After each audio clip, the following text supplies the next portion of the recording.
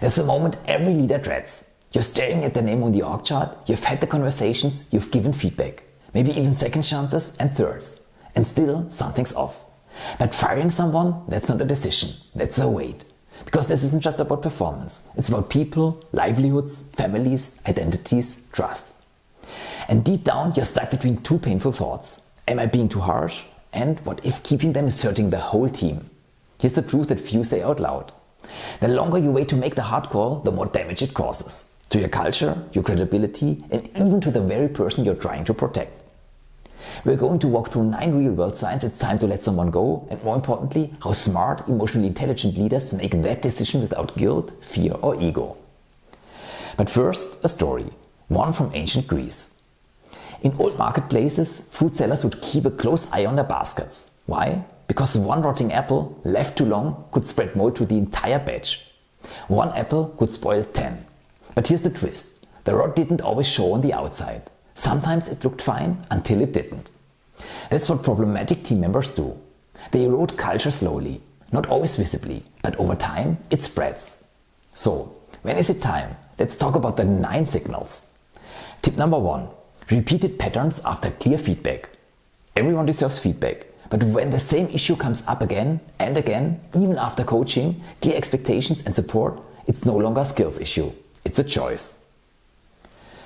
Tip number 2. They drain energy instead of contributing to it. Some people add energy, some neutral, but some, they leave every meeting heavier, every discussion foggier. Ask yourself, do I feel lighter or heavier after interacting with them? That's not fluff, it's a signal. Tip number 3. They break trust, not just rules. Mistakes can be fixed, but trust violations, gossip, undermining, blaming, lying, that's deeper and harder to repair. When trust breaks, performance becomes unpredictable and culture becomes unsafe. Tip number 4. The team starts avoiding or compensating. If you hear things like, we will handle that part, let's not involve them. Or, I will double check, just in case. That's not collaboration, that's containment. It means your team is managing a problem you haven't resolved. Tip number 5. You've delayed the decision multiple times. If this name has come up again and again in one-to-ones, if you've rewritten their role to fit them or changed the org to buffer them, that's not flexibility, that's avoidance. Ask yourself, if they quit tomorrow, would I feel relief or regret? Tip number 6. They don't take ownership, they deflect it. Smart leaders notice patterns in language. I couldn't because that's not my fault. I wasn't told. If it's always someone else's fault, accountability is absent and growth is impossible. Tip number 7. Their presence lowers standards. If others start saying, well, if they are allowed to, or why should I bother if they don't have to, then the real cost isn't that person, it's what they are teaching everyone else is acceptable. Tip number 8. You spend more time managing around them than leading forward. This is the big one. Think of how much energy is going to deal with this person. What could that energy be doing instead? Leading strategy, inspiring innovation, coaching high performers. When one person consumes your oxygen, the whole team gasps for air. Tip number 9. You care, but it's not enough anymore.